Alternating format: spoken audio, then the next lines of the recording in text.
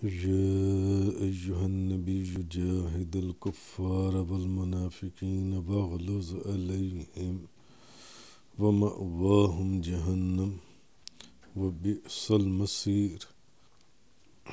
آج سورہ توبہ کی آیت نمبر 73 سے بیان ہے۔ منافقوں کے ذکر کے بعد، بڑا تفصیل سے منافقوں کے ذکر کے بعد مومنوں کا ذکر ہوا، اور اب پھر منافقوں کا ذکر آیا۔ اے نبی، کافروں اور منافقوں سے جہاد کیجیے، کافروں سے بھی جہاد کریں اور منافقوں سے بھی جہاد کریں۔ واغلظ علیہم، اور ان پر سختی کیجیے، ومأواہم جہنم، ان کا ٹھکانہ دوزخ ہے، وبئس المصیر، اور وہ کیا ہی برا ٹھکانہ ہے۔ یعنی کافروں سے بھی جہاد کریں اور منافقوں سے بھی جہاد کریں۔ آپ سوچ سکتے ہیں کہ منافقوں سے کیسے جہاد ہوگا، وہ تو مسلمانوں کے بھیس میں بیٹھے ہوئے ہیں، مسلمان بن کر بیٹھے ہوئے ہیں۔ تو اے نبی، کافروں اور منافقوں سے جہاد کیجیے اور ان پر سختی کیجیے، ان کا ٹھکانہ دوزخ ہے، اور وہ کیا ہی برا ٹھکانہ ہے۔ امام مسلم روایت کرتے ہیں کہ نبی کریم صلی اللہ علیہ وسلم جب غزوہ تبوک سے واپس آئے تو 80 سے زیادہ لوگ تھے، وہ آپ کی خدمت میں حاضر ہوئے، اور انہوں نے 80 کے 80 لوگوں نے آ کر قسمیں کھانی شروع کر دیں، اور جھوٹے بہانے اور عذر پیش کرنے شروع کر دیے۔ کوئی کہے کہ میں تو اس وجہ سے نہیں جا سکا، کوئی کہے میں تو اس وجہ سے نہیں جا سکا، کوئی کہے میں تو اس وجہ سے آپ کے ساتھ شامل نہیں ہو سکا، میں تو اس وجہ سے مسلمانوں کے ساتھ نہ روانہ ہوا۔ تو اب 80 سے زیادہ لوگ تھے جو نبی کریم صلی اللہ علیہ وسلم کی بارگاہ میں حاضر ہوئے، اور جھوٹی قسمیں کھا کھا کر اپنے عذر بیان کرنے لگے، اپنے عذر پیش کرنے لگے۔ اب نبی کریم صلی اللہ علیہ وسلم پیچھے پڑ رہے ہیں کہ حضور نے تو یہ غیب کی خبر پہلی بتا دی تھی کہ یہ ابھی منافق جون سے ہیں، یہ آئیں گے اور جھوٹی قسمیں کھائیں گے اور اپنے عذر بیان کریں گے، عذر پیش کریں گے کہ مجھے تو یہ عذر تھا، مجھے تو یہ وجہ بن گئی، میں تو اس لیے مومنوں کے ساتھ، مسلمانوں کے ساتھ، آپ کے ساتھ میں نہیں جا سکا۔ تو یہ جھوٹے یہ عذر بیان کریں گے اور قسمیں کھائیں گے جون سی ہیں۔ حضور نے تو یہ خبر پہلے بتا دی تھی۔ تو اب حضرت امام مسلم جون سی ہیں وہ روایت کرتی ہیں، صحیح مسلم شریف کی حدیث ہے کہ نبی پاک صلی اللہ علیہ وسلم جب غزوہ تبوک سے واپس آ گئے تو 80 سے زیادہ لوگوں نے آپ کے پاس حاضر ہو کر انہوں نے قسمیں کھائیں اور اپنا ساتھ نہ جانے کا عذر پیش کیے کہ میں تو اس وجہ سے آپ کے ساتھ نہیں جا سکا، میرا تو یہ مسئلہ بن گیا، مجھے تو یہ بیماری ہو گئی، میرا تو فلانی چیز ہو، میں تو اس لیے نہیں جا سکا جن سے۔ تو نبی کریم صلی اللہ علیہ وسلم چونکہ رحیم اور کریم، تو نبی کریم صلی اللہ علیہ وسلم آپ نے ظاہر کا اعتبار کر کے ان کے عذر قبول کر لیے۔ حضور اچھا ٹھیک ہے، حالانکہ حضور تو پہلے بتا چکے تھے کہ یہ ابھی جھوٹی قسمیں کھائیں گے، جھوٹی قسمیں، اور آ کر کہیں گے کہ ہمیں تو یہ مسئلہ بن گیا، ہمیں تو وہ مسئلہ بن گیا، ہم اس لیے مسلمانوں کے ساتھ اس جہاد پر نہیں جا سکے، یا ان کے ساتھ وہاں غزوہ تبوک پر نہیں پہنچ پائے جون سے۔ تو حضور نے تو یہ خبر پہلے، اور پھر اللہ تبارک و تعالیٰ نے بھی یہ خبر پہلے دے دی تھی جون سی ہے۔ تو اب نبی پاک صلی اللہ علیہ وسلم کی عادت کریمہ تھی کہ نبی پاک صلی اللہ علیہ وسلم ظاہر کا اعتبار کرتے تھے. گو کہ نبی کریم صلی اللہ علیہ وسلم بے شمار احادیث سے ہم پہلے بھی بیان کر چکے ہیں کہ حضور کو نبی کریم صلی اللہ کے رسول کو اللہ نے غیب کا علم عطا فرمایا تھا، اللہ نے عطا فرمایا تھا، اور حضور جانتے تھے کون سچا ہے اور کون جھوٹا ہے. ایسی احادیث بھی بیان ہو چکی ہیں پہلے کہ حضور جانتے تھے کون سچ بول رہا ہے کون جھوٹ بول رہا ہے. مگر حضور کی ایک عام عادت یہ تھی روٹین کے اندر کہ حضور جو ظاہر کے اوپر حکم ہوتا نا اسی کے اوپر حکم فرماتے، اور حضور ظاہر کا اعتبار فرماتے. تو اس لیے نبی کریم صلی اللہ علیہ وسلم نے ان کے وہ جو عذر بیان کر رہے تھے، جھوٹ بول رہے تھے، اپنے بہانے لگا رہے تھے کہ نہیں میرا تو یہ مسئلہ بن گیا، میرے تو یہ مسئلہ، میں تو بیمار ہو گیا، میرا وہ ہو گیا، میرا فلانا ہو گیا، اور پھر قسمیں کھا رہے تھے. حضور نے اپنے ان کے جون سے عذر ہے نا، حضور تو جانتے تھے. حضور کیا نہیں جانتے تھے؟ جن کو غیب کا علم عطا فرمانے والا خود خالق کائنات ہو، ان کے علم کی وسعتوں کا کیا کہنا. مگر حضور ظاہر کا اعتبار کرتے ہوئے حضور نے جو ان سے ان کے عذر کو اچھا چلو ٹھیک ہے، تم اچھا تم بھی ٹھیک کہہ رہے ہو، اچھا تم بھی صحیح ہے، چلو ٹھیک ہے. اور حضور نے ان کا جو باطن تھا، یعنی اصل میں وہ جو بہانے بازیاں کر رہے تھے یا جھوٹ بول رہے تھے، اس کو اللہ کے سپرد کر دیا نبی کریم صلی اللہ علیہ وسلم نے. تو پھر اس آیت سے یا اس حدیث سے پھر یہ بات ثابت ہوئی کہ منافق جو ہیں، منافقوں کے ساتھ ان کے ظاہر کے مطابق معاملہ کیا جاتا ہے. ظاہر کے مطابق منافق اگر کہہ رہا ہے کہ جی میں کلمہ پڑھ لوں تو آپ کو ماننا پڑے گا کہ وہ کلمہ گو ہے، وہ کلمہ پڑھتا ہے، وہ کلمہ پڑھنے والا ہے، وہ مسلمان ہے. منافق جو ہے تو اس حدیث سے ثابت ہی ہو، کیونکہ حضور نے ان سارے 80 سے زیادہ لوگ تھے، ان سب کے حضور نے عذر جو ان سے ہیں وہ قبول کر لیے. مگر ان کا جو باطن تھا، یعنی جو ان کی حقیقت تھی، وہ جو بھی ان کے وجود میں، اگر وہ نبی کریم صلی اللہ علیہ وسلم کے ساتھ کوئی فراڈ کر رہے تھے یا جھوٹ بول رہے تھے یا جھوٹی قسمیں کھا رہے تھے، نبی پاک صلی اللہ علیہ وسلم نے ان کے باطن کو جو ہے وہ اللہ کے سپرد کر دیا، ان کے باطن کو. تو اس حدیث سے پھر یہ ثابت ہوتا ہے کہ منافقوں کے ساتھ ان کے ظاہر کے مطابق معاملہ کیا جاتا ہے. تو پھر اب سوچنے کی بات یہ ہے کہ پھر منافقوں کے خلاف جہاد کرنے کی جسٹیفیکیشن کیا ہے؟ جہاد پھر کیا ہے؟ پھر بھئی جہاد تو کفار کے ساتھ کریں گے کہ منافقوں کے ساتھ کریں گے جنہوں نے بظاہر مسلمانوں کا بھیس بدلا ہوا ہے، آپ ان کے ساتھ جہاد کریں گے؟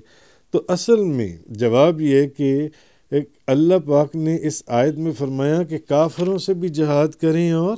منافقوں سے بھی جہاد کریں. یا ایھا النبی جاہد الکفار والمنافقین، کافروں سے بھی جہاد کریں اور منافقوں سے بھی جہاد کریں. اور اصل میں اب یہ جو دونوں جہاد ہیں، ان دونوں جہاد ان کی نوعیت مختلف ہے، ان کی کیفیت مختلف ہے. یعنی کافروں کے ساتھ تو تلوار کے ساتھ جہاد کریں کافروں کے ساتھ، اور منافقوں کے ساتھ جہاد کا معنی یہ ہے کہ ان کے سامنے آپ اسلام کے دلائل اور پیش کریں، ان کے سامنے اسلام کے دلائل پیش کریں. اور اب وقت آ گیا ہے کہ آپ ان کے ساتھ اب نرم رویے کو چھوڑ دیں. اب منافقوں کے ساتھ نرم رویے کی ضرورت نہیں رہی، بلکہ اب آپ واغلظ علیہم، اب آپ ان پر سختی کیجئے. اب نرم رویے کی بات نہیں ہے، اب نرم رویے کا وقت گزر چکا، اب منافقوں کے اوپر سختی کیجئے جو ان سے ہے. تو اصل میں کافروں کے ساتھ تلوار سے اور منافقوں کے ساتھ زبان سے، یعنی ان کو آپ زبان سے ایسے دلائل دیجئے یا بتائیے. اور دوسرا یہ ہے کہ اب آپ ان کے ساتھ جو ان سے اب نرمی نہیں، اب آپ ان کے ساتھ جو ان سے وہ سختی کیجئے، اور ان کو ڈانٹ ڈپٹ بھی اگر کرنی پڑتی ہے تو ان منافقوں کو جو ان سے ڈانٹیں اور ان کو سمجھائیں جو ان سی چیز ہے. تو بہرحال اصل میں یہ جو آیہ کریمہ ہے، اس کے اندر یہ جو چیز کہی گئی اور یہ جو میں نے حدیث آپ کو سنائی مسلم شریف کی کہ جب نبی کریم صلی اللہ علیہ وسلم غزوہ تبوک سے واپس آئے تو 80 سے زیادہ لوگوں نے آپ کے پاس جا کر قسمیں کھا کر اپنے عذر پیش کیے کہ ہمارے ساتھ یہ معاملہ بن گیا، فلانا معاملہ بن گیا، ہم تو اس لیے تو حضور نبی کریم صلی اللہ علیہ وسلم نے ظاہر کا اعتبار کرتے ہوئے ان کے سارے عذر جان سے قبول کر لیے اور ان کا جو باطن ہے اس کو اللہ کے سپرد کر دیا، یعنی جو حقیقت ہے وہ اللہ کے سپرد ہے، وہ اب تمہیں اس کا جون سے ہے نا، اس کا جو بھی صلہ ہے یا اس کا جو اس کی جو جزا ہے وہ تو حضرت ام سلمہ رضی اللہ تعالی عنہا بیان کرتی ہیں کہ نبی پاک صلی اللہ علیہ وسلم نے چند لوگوں کے مناقشے کی آواز دروازے کے باہر سے سنی تو آپ ان کے پاس گئے اور حضور نے فرمایا میں محض بشر ہوں، حضور نے فرمایا میں محض بشر ہوں، میرے پاس ایک فریق اپنا مقدمہ لے کر آتا ہے، ایک فریق میرے پاس اپنا مقدمہ لے کر آتا ہے، ہو سکتا ہے کہ یہ جو فریق اپنا مقدمہ لے کر آئے ہے یا ایک فریق نہیں تو دوسرا فریق جون سے وہ اس کو زبان بڑی طریقے کی چلانی آتی ہو، زبان یعنی وہ بڑا چرب زبان ہو، اس کو بعض لوگ ہوتے ہیں نا جو بڑے تیز، بڑے چالاک، بڑے زبان ان کو استعمال کرنی آتی ہے محفلوں میں، مجلسوں میں، وہ جھوٹے ہوتے ہوئے بھی بعض اوقات سچے کو جھوٹا ثابت کر دیتی ہیں، جھوٹا جو سچا ہوتا ہے وہ بعض اوقات ان کے سامنے وہ سچا ہونے کے باوجود جھوٹا ثابت ہو جاتا ہے، کیوں؟ اس کو اتنے دلائل دینے نہیں آتے، ان کو جو ان سے وہ باتیں بڑی بنانی آتی ہیں، وہ بڑے چرب زبان ہوتے ہیں، ان کو بڑی باتیں، وہ جھوٹے ہوتے ہوئے بھی اس مجلس میں اپنے آپ کو سچا ثابت کر دیتے ہیں کہ لو جی میں سچا ہوں جن سے، صحیح یہ بندہ سچا ہے بھائی، اور ہوتا وہ جھوٹا ہے جن سے، جو جھوٹا ہے وہ سچا ہو جاتا ہے اور جو سچا ہے وہ جھوٹا ہو جاتا ہے اپنی سادگی کی وجہ سے۔ اچھا خیر، نبی کریم صلی اللہ علیہ وسلم نے فرمایا دیکھو بعض سے زیادہ چرب زبان ہوتی ہیں اور ہو سکتا ہے کہ بعض سے زیادہ کوئی چرب زبان ہو اور میں گمان کروں، حضور نے فرمایا میں گمان کروں کہ وہ سچا ہے، کیونکہ نبی کریم صلی اللہ علیہ وسلم میں نے آپ کو پہلے کیا عرض کیا کہ حضور نے ان 80 لوگوں کا بھی ظاہر کے اوپر اعتبار کرتے ہوئے ان کے عذر قبول کر لیے، تو حضور فرماتے ہیں کہ میں یہ گمان کروں کہ وہ سچا ہے اور میں اس کے حق میں فیصلہ کر دوں، میں یہ گمان کروں کہ وہ سچا ہے اور میں اس کے حق میں فیصلہ کر دوں، پس اگر بالفرض میں اس کو کسی مسلمان کا حق دے دوں تو یہ یاد رکھو بھلے وہ لے تو گیا، وہ سچا تو بن گیا، یعنی کہ وہ سچا تو بن گیا مگر وہ محض آگ کا ایک ٹکڑا ہے، وہ خواہ اس کو لے یا اس کو چھوڑ دے۔ تو اس حدیث سے بھی یہ بات ثابت ہوتی ہے کہ نبی پاک صلی اللہ علیہ وسلم صرف ظاہر کے مطابق فیصلہ فرمایا کرتے تھے، نبی پاک صلی اللہ علیہ وسلم ظاہر کے اوپر فیصلہ فرماتے تھے اور باطن کا جو معاملہ ہے وہ اللہ کے سپرد کر دیتے تھے۔ گو کہ میں نے آپ سے پہلے عرض کیا کہ بے شمار احادیث سے اور قرآن کی آیات سے یہ بات ہم پہلے کئی دفعہ بیان کر چکے ہیں کہ نبی کریم صلی اللہ علیہ وسلم کو تو اللہ نے غیب کا علم عطا فرمایا تھا، حضور جانتے تھے کہ کون سچ بول رہا ہے کون جھوٹ بول رہا ہے، حضور تو منافقوں کے نام لے کر بتا دیتے تھے کہ یہ بھی منافق ہے، جب پانی سر سے اونچا ہو گیا تو پھر ایک دن حضور نے کھڑا کر دیا یہ بھی منافق ہے، یہ بھی منافق ہے، یہ بھی منافق ہے، یہ بھی منافق، اور اس سے بھی پہلے حضور نے ان کو موقع دیا ابھی بھی وقت ہے مان جاؤ، ابھی بھی مان جاؤ، جو میٹنگ کر رہے تھے اس کے متعلق بتا دو، اللہ کی بارگاہ میں توبہ کر لو، میں اب بھی تمہاری شفاعت کرنے والا ہوں گا، نہیں مانے، مگر اس کے بعد پھر جب آئے تو حضور نے فرمایا اب دفع ہو جاؤ، اب کوئی وقت ہے آنے کا جن سے، جب اب وقت پانی سے اوپر، پھر حضور نے ایک بندے کا نام لے کر بتا دیا یہ بھی منافق ہے، یہ بھی، تو حضور نبی کریم صلی اللہ علیہ وسلم اصل میں یہ تھا کہ آپ ظاہر کے اوپر فیصلہ فرماتے تھے، گو کہ آپ جانتے تھے کہ کون سچ بول رہا ہے اور کون جھوٹ بول رہا ہے، لیکن باطن کو آپ ظاہر کے اوپر فیصلہ فرماتے ہوئے باطن کو آپ اللہ کے سپرد کر دیتے تھے۔ تو علامہ نووی نے اس حدیث کی شرح میں لکھا کہ اس حدیث کا مطلب یہ ہے کہ مجھے ظاہر پر حکم کرنے کا امر کیا گیا ہے،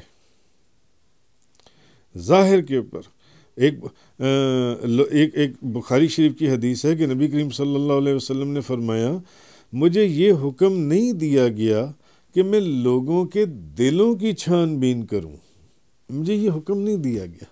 کہ میں لوگوں کے دلوں کی چھان بین کروں۔ اور علامہ نووی لکھتے ہیں کہ حدیث کا مطلب یہ ہے کہ مجھے ظاہر پر حکم کرنے کا امر کیا گیا ہے، ظاہر کے اوپر حکم کرنے کا مجھے حکم ہے،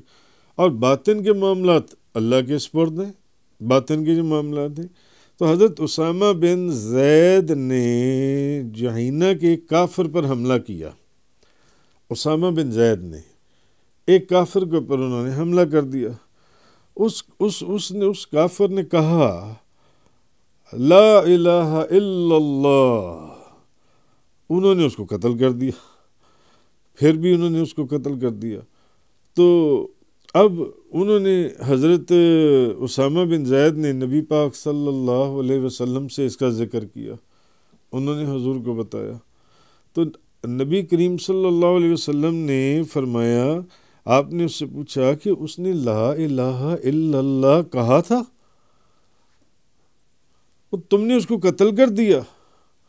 یعنی اس نے لا الہ الا اللہ کہا تھا، تم نے پھر بھی اس کو قتل کر دیا، جبکہ اس نے لا الہ الا اللہ کہا تھا۔ حضرت اسامہ نے کہا یا رسول اللہ، یعنی انہوں نے اپنا ایک خیال ظاہر کیا، انہوں نے کہا یا رسول اللہ، میرا خیال ہے کہ اس نے ہتھیار کے ڈر سے کہا تھا لا الہ الا اللہ، ہتھیار کے ڈر سے کہا تھا۔ تو نبی کریم صلی اللہ علیہ وسلم آپ کچھ جلال میں آ گئے اور آپ نے فرمایا، تم نے کیوں نہ اس کا دل چیر کے دیکھ لیا، تم نے کیوں نہیں اس کا دل کو چیر لیا، اس کے دل کو چیر کے دیکھتے کہ اس نے ڈر سے بھی کہا تھا یا اس نے ڈر سے نہیں کہا تھا، اس نے حقیقت میں کہا تھا۔ یعنی کہنے کا مقصد یہ ہے کہ نبی کریم صلی اللہ علیہ وسلم ظاہر کا اعتبار کیا کرتے تھے اور اسی کے اوپر حکم فرمایا کرتے تھے، اور حضور نے ان کو بھی یہی کہا کہ جب وہ تمہارے سامنے کلمہ پڑھ رہا تھا تم نے پھر بھی اس کو قتل کر دیا، اور کہتے یہ ہو کہ میرا خیال ہے کہ ہتھیاروں کے ڈر سے اس نے کلمہ پڑھا تھا، جب اس نے تمہارے سامنے کلمہ پڑھ لیا، کہہ دیا تو بس ٹھیک ہے، تو تم نے اس کے دل کو چیر کے کیوں نہیں دیکھا؟ تم دل کو چیر کے دیکھ لیتے نا کہ وہ سچ کہہ رہا ہے یا جھوٹ بول رہا ہے۔ اس لیے اصل میں اس آیہ کریمہ کے اندر یہ جو حکم فرمایا گیا، یا ایھا النبی جاہد الکفار والمنافقین واغلظ علیہم، اے نبی کافروں اور منافقوں سے جہاد کیجئے اور ان پر سختی کیجئے، ومأواہم جہنم، ان کا ٹھکانہ دوزخ ہے۔ بھئی وہ تو ان کے باطن کا معاملہ جو بھی ہے جو ان سے، وبئس المصیر، اور وہ کیا ہی برا ٹھکانہ ہے۔